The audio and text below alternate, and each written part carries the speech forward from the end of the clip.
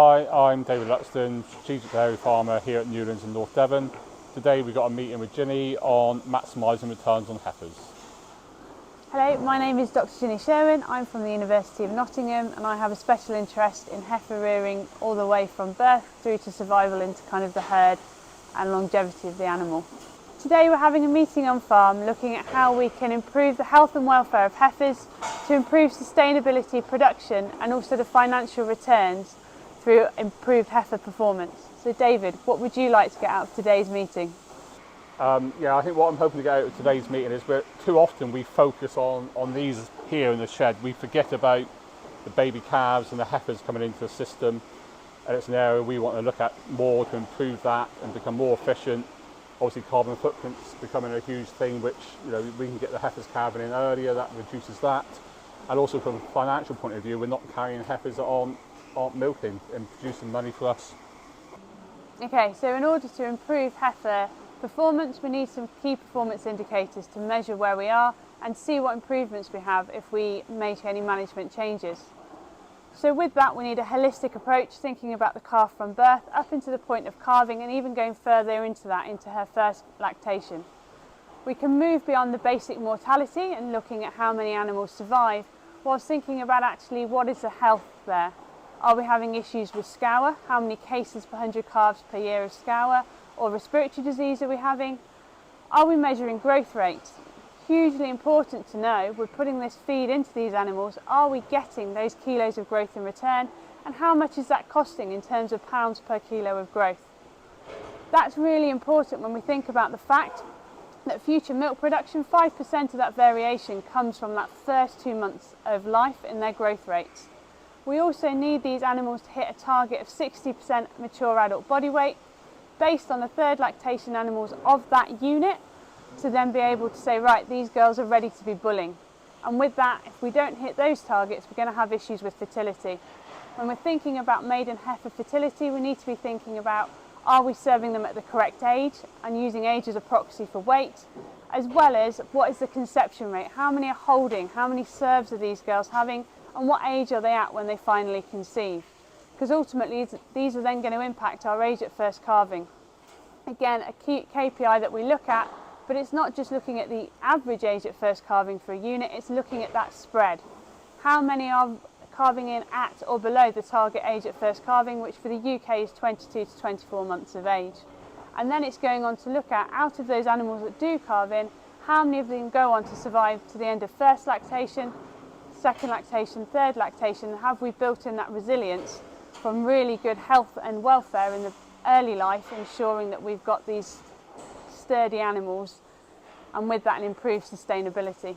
We've just finished the meeting today at Newlands Farm talking about maximising heifer performance. One of the first things we talked about was the higher than we wanted pre-weaning mortality rates.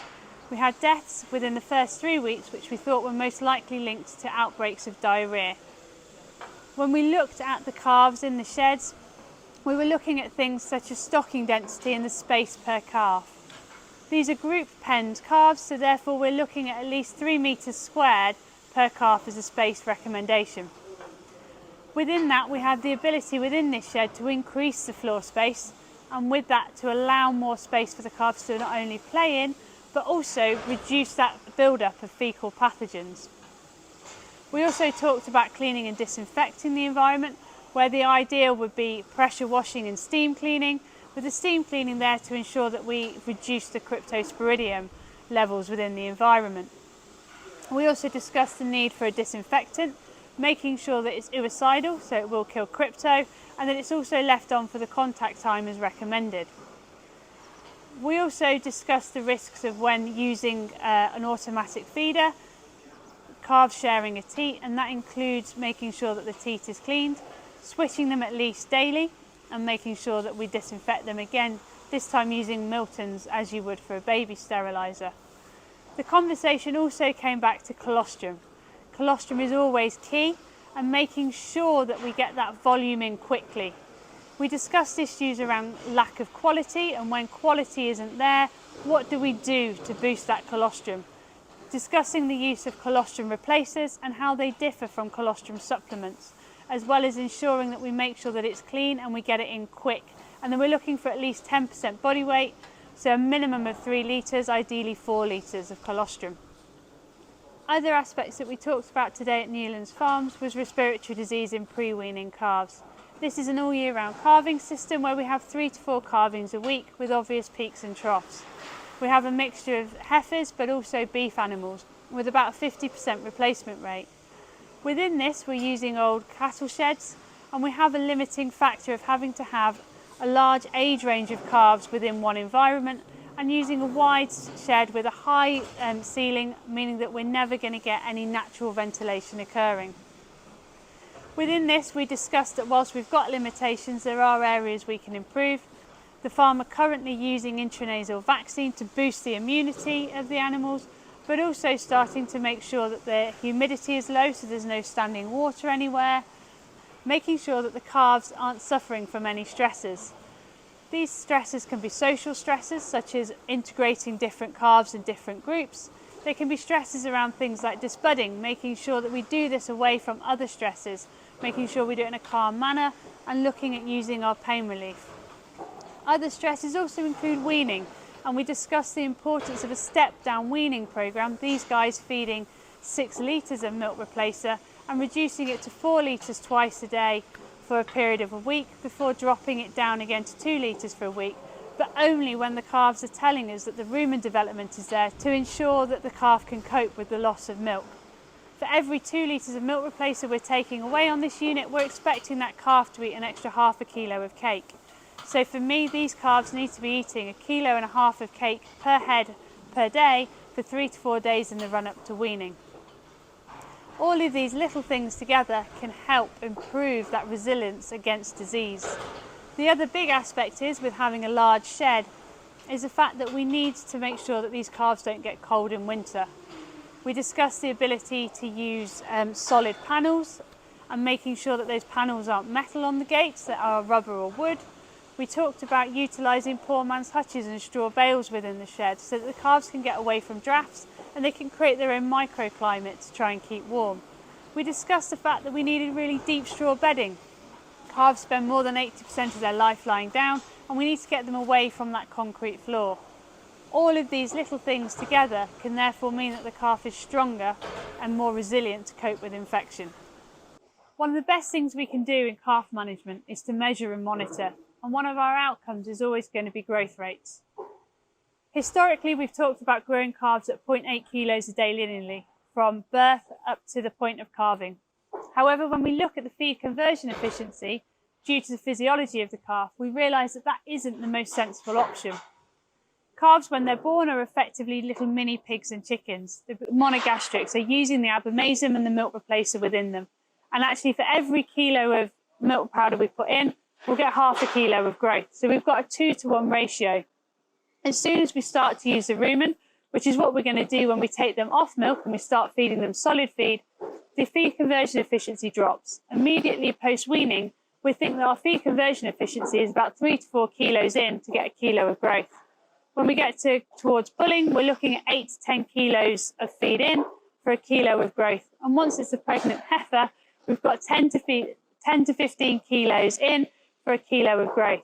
Therefore, you can see that actually, if I want to get a kilo of growth in a pregnant heifer, that's actually more expensive than getting a kilo of growth in a pre-weaning calf. But despite the fact that milk replacer is far more expensive per tonne than something like grass silage. The other thing to bear in mind when we're thinking about growing calves is that actually we get a lot of lean growth early on in life. In that first 6 months, we're going to have 50% of our skeletal growth. So if we want big-sized heifers calving in, we need to grow them early. The other thing to bear in mind is the epigenetics, which is where we have the ability in calves to switch on different genes, and that alters how calves then metabolise the diet that's put in front of them. This altered metabolic pathways is switched on for life, and it alters how then the cow as an adult can get energy from the diet and produce milk. Research has shown that actually growth rates in the first 2 months of life account for 5% of future production. So we really need to be thinking about what we're doing in growing these calves. Feeding calves really well in that pre-weaning period will allow us to have good growth rates, nice, healthy calf going into post-weaning, where our feed conversion efficiency and our cheap diet mean it's the cheapest time to grow a calf. And whilst we grow and push post-weaning for growth up to that 6-month stage, we're then also getting the skeletal growth to go with it. The only way we know if we're doing this efficiently and if it's working is if we weigh calves. And with that, we want regular weighing, checking the daily live weight gains, but also setting farm-specific targets, knowing that we want our heifers to be bulling at 60% mature body weight for that herd. And that's got to be based on your third lactation cow's average weight, not cull weight, your average milking cow weight. So it's going to be very specific to your farm, with someone who's got Jersey crosses being much lower compared to some cows like these, which are your Holsteins. If we can make it farm specific, we can then look at what diet we're feeding those animals and can we get the growth rates off it, and making sure we put in checkpoints for if we don't achieve what we want to, so that we can play catch up sooner rather than later. We've just finished our meeting with Ginny here on maximising returns on heifers. It's been a very useful and informative meeting. Some good conversations have been had by all. I think my take-home messages from it is silly little things we've had. Make our pen a bit bigger. We can move the straw bales back. Just easy fixes. The fan, which we got fixed up behind us, move that into a better position. More regular attention to detail on things like cleaning out calf pens, etc. I think one thing we've taken from it is by batching the calves and doing what we're doing, it's working well from that point of view. But overall, a good meeting and very good conversation.